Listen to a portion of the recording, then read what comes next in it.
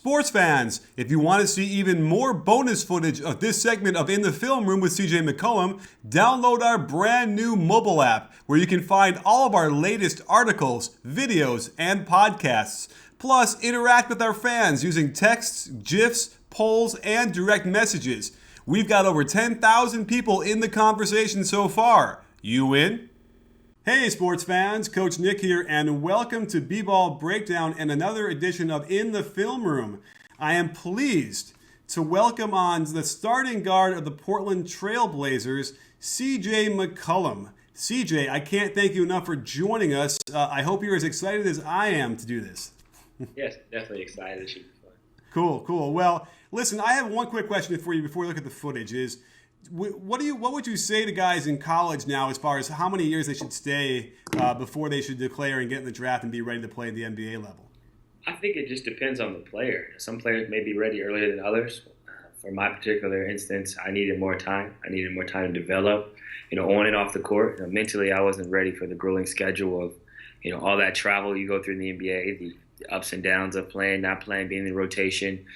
I felt like I needed more time, but some players may be ready after 1 year, maybe ready after two, but I felt like after 4 years, I was ready financially to be able to handle the money, be able to handle everything that comes with being an NBA player. Well, let's jump right into some footage, shall we? Because I think it's exciting to talk about some of the nasty moves that you've performed this year. And, the one other question I guess I had was, did you have these moves in college, or are these the kind of things that you've been developing since you got there, or what's that feeling like?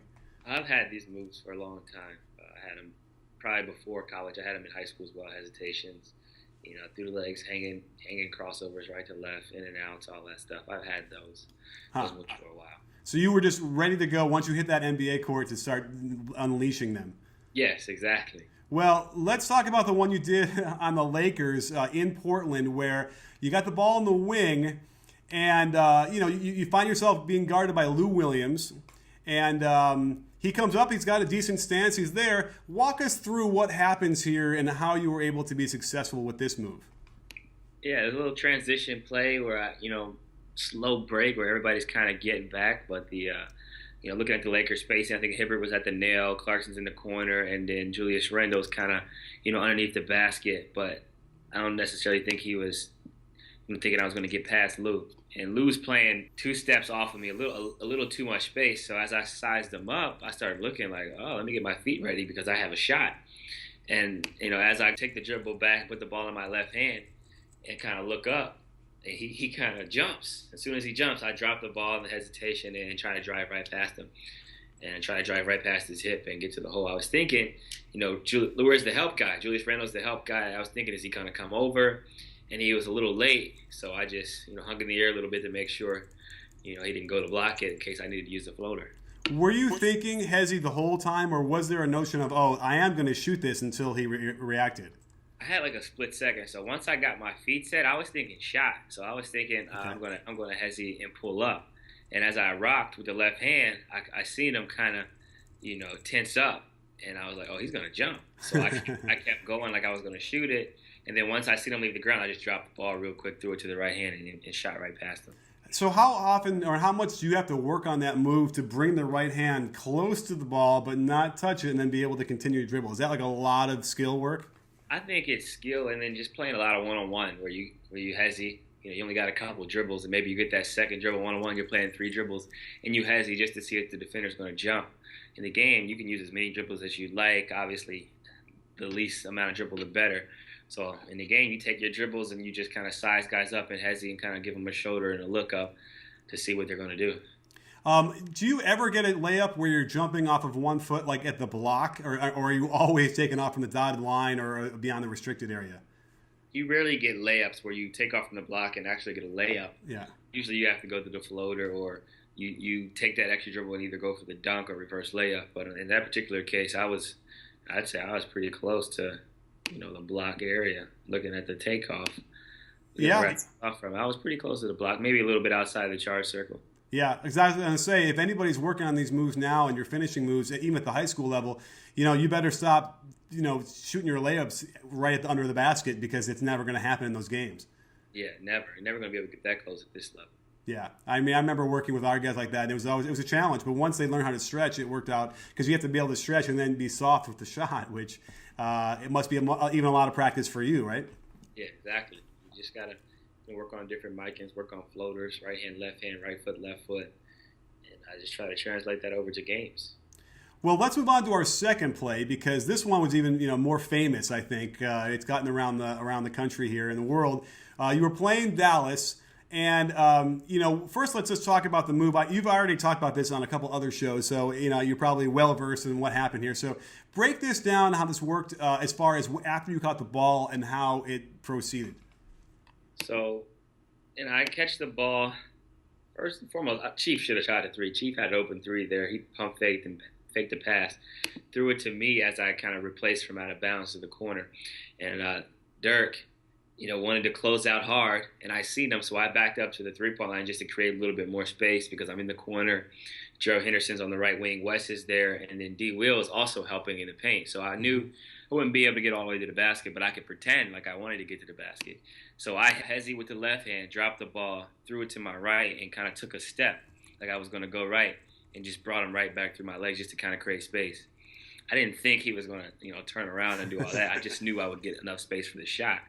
But once he did the 360, thinking I'm going to drive, carousel type of movement, I looked down to see where the line was, and I was obviously, the worst shot in basketball is right on the line. So I figured, let me step back and get the three off. And the bench stood up as soon as I crossed over, and I looked up and I was just kind of laughing to myself, like I got to hit this shot now. Right. It doesn't count if you don't hit it, right? Exactly. It's always, a great move and a terrible finish if you don't. Finish the playoffs. Yeah, I mean, it was beautiful. You happen to catch an older guy who's so stiff, I think, that he doesn't, he can't plant and slide as well. But here's the key that I wanted to stress because I feel like a lot of young guards don't understand this. You drove and you kicked. And by the way, we're calling Al-Farouq Aminu, his name is Chief? Yeah, Chief. Okay, didn't know that. Okay, is there a story behind that? I think Al-Farouq Aminu actually means chief in English, actually. Oh, okay. There you go. Yeah. We'll talk about that another time because I don't have all the facts, so I don't want to miss Hey, things. no problem. Well, listen, the point I wanted to make was after you drove and you kicked, you proceeded to not give up on the play, but ended up floating back to the corner. And I feel like so many threes can be generated and are generated when you see that, right? The guy ends up out of bounds on the kick out, but then sprints right to the corner and boom, they find him because his man falls asleep. So is that a thing that you practice when you're out there on your individual moves like in the off season? Yeah, I practice that all the time. You watch the Golden State Warriors play. You see Steph Curry, Klay Thompson, all those guys driving baseline, hitting that drip guy who's dripping to the corner and this extra pass, and then they step right back in bounds and get a shot. So it's something that we work on, making a pass, getting back into the play because usually your defender relaxes. Whenever we pass in the NBA or whenever you're off the ball, the guys kind of, stand up and relax. So when you're out of bounds, they tend to relax and maybe they get lost thinking like you're out of play. You run back in the play and you got an open shot. Absolutely, and that's probably like Dirk should have been yelling at D. Will about it because in theory, had he just stayed with you, then it wouldn't have been Dirk there. And so I feel like that's when I see that kind of stuff, that's great. Is it tricky at all when you're running back in to kind of make sure that you're in bounds and find your feet and get that 3-point position? Yeah, I mean, at times it can be, but once you've played so many games and you understand the spacing of the court and where you need to be at, you kind of just run back in, you're in bounds. Well, let's move on to Denver again later on because I saw we talked about the bigs and how you want to hesitate differently. Well, we got another one in the open court here, or sort of a drag situation. Tell us what's going on here, and it's also I like that it's your left hand, and that's how strong you are. You can go either way. What's going on here, and how were you able to break them down and get to the basket? Well, I'm pushing in transition and kind of just seeing where everybody's at. When I cross half court, I know I got a big behind me. I got his defender to my left. Chiefs running in the lane, and just to pause for a minute. Chief Al-Farouq Aminu stands for Chief has come, or the Chief has arrived. So that's why we call him Chief. Okay. Figure that out. But back to the story.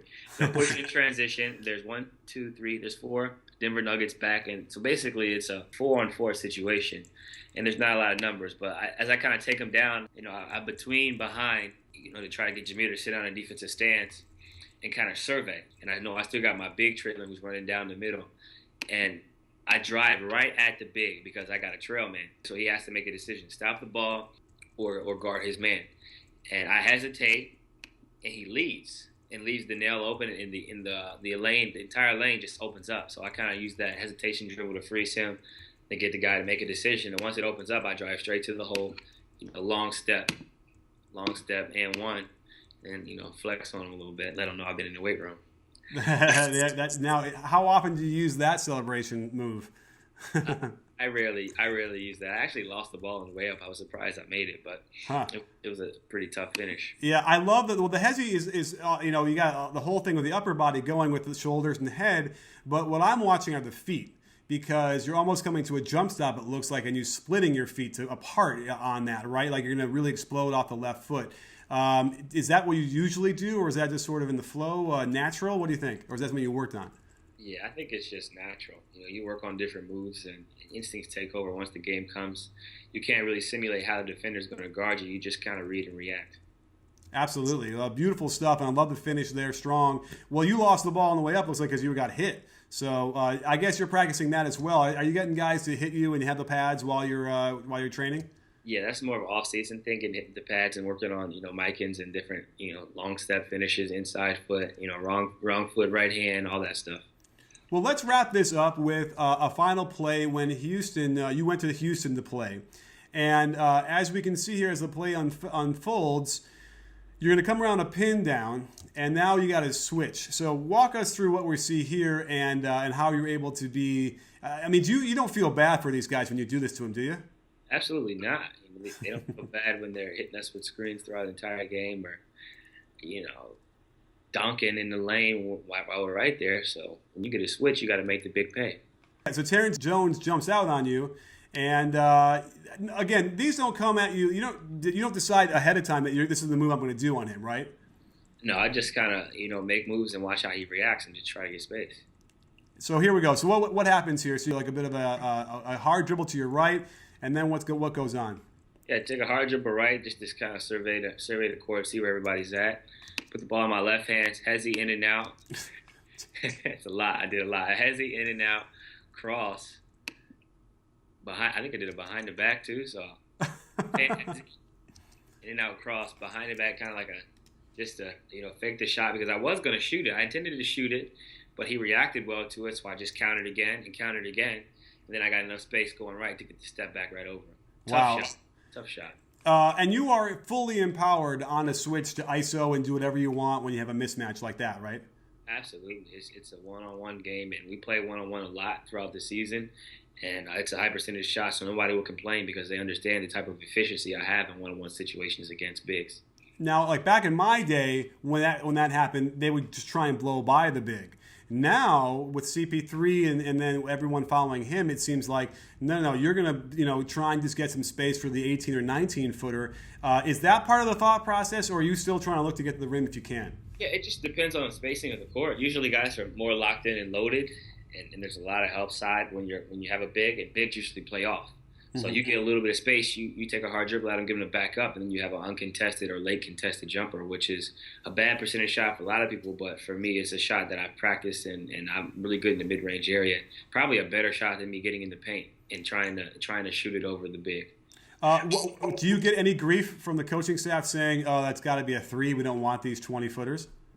No, they're very understanding and see how much we practice, how much time we put in on mid-range jumpers, playing one-on-one, going against, bigs throughout practice. We'll have a practice day where 20 minutes, we play one-on-one with bigs working on switches, and then they get the ball in the post against us.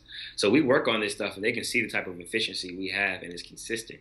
So, they would rather us shoot threes, depending on the situation, threes in the key, but for some of us, there's an exception made where mid-range is a really high percentage shot. Hey, I'm not arguing. So it's safe to say that move that you put on, maybe not exactly with all the extra stuff, that's something that you practice thousands and thousands of times. That's not like a freelance thing that you just happen to come up with. In that situation, it was freelance, but I'm sure I've done that over the course of many one-on-one games, just different hezzies and in and outs and behind the backs and crossovers. That's fantastic to hear because, I will say there are times when I see guys out there take shots that it just doesn't look like that's the one they practice enough when you're out there. And I always stress, if you want to, I want you to take shots that you practice hundreds and thousands of times. So Really just, nasty stuff that you're throwing out here this year. Did you ever see the movie Last Dragon? No, I've never seen it. All right, so the guy gets the glow, right? He doesn't believe in himself, and he finally gets the glow, and now he's an awesome. You should watch it. It's a great movie, and it seems like every game that goes by, and every minute you're playing out there in this new role of yours this year, seems like you're just getting more of that glow, and these are happening more and more often. Is it palpable? Can you feel that feeling? I think you just get more comfortable. Each night you get comfortable and you're in your role, comfortable understanding that you don't have to look over your shoulder. You're going to be able to play, and things are expected of you. I'm expected to perform, produce efficiently each night, and I enjoy that role. I enjoy the pressure of having to rise to the occasion each and every day, and I enjoy the pressure of being one of the top guys on the opposing team scouting report, and it proposes different challenges each night, and this is what I signed up for. I understand that the better you play, the more is expected of you, and I want to play at a high level consistently. Absolutely. Well, it's been a pleasure to hang out with you for a few minutes and go through some footage. I know everyone's going to love it, and also just watching where you started from back in summer league when I was hanging out and watching you play, and when I caught some of those games that were all impressive then. So just terrific stuff. Glad to have you on. You're welcome anytime to keep doing this with us if you want, and thanks a lot. No problem. Thanks for having me on there. You got it. And don't forget, sports fans, at BBallBreakdown, we're not a channel, we're a conversation. You in? You in, CJ? I was in today.